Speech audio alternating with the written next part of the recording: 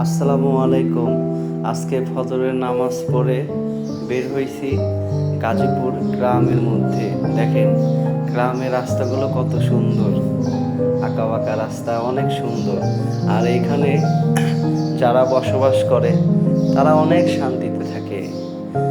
সকালের আবহাওয়া, অক্সিজেন পাচ্ছে। আর যারা শহরে থাকে তাদের তো এরকম কোনো অক্সিজেনের কোনো ভালো গাছপালা নাই, কিছু নাই। আর এই রাস্তাটা দেখেন, পাশে রেল লাইনের রাস্তা, তার ওই পাশে ফাঁকা।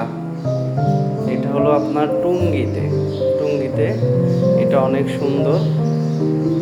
আজকে সকালবেলা ঘুরে মানে নিজের মন মাইন্ড এত ফ্রেশ, মানে এত এনার্জি শরীরে। সকালে ঘুম থেকে উঠলেই মানে অনেক ফ্রেশ লাগে।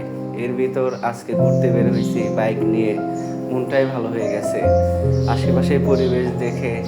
আসলে গ্রাম মানে সৌন্দর্য, গ্রামের মতো শান্তি কোথাও নাই।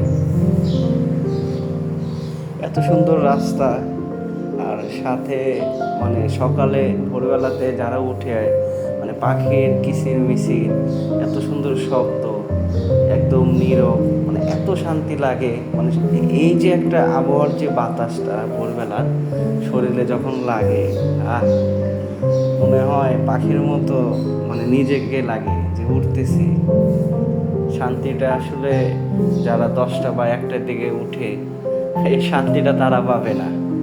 আজকে মানে মনটাই ভরে গেছে।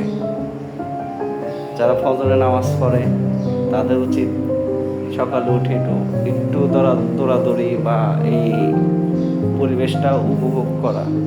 যারা করে তারা তো অনেক শান্তি।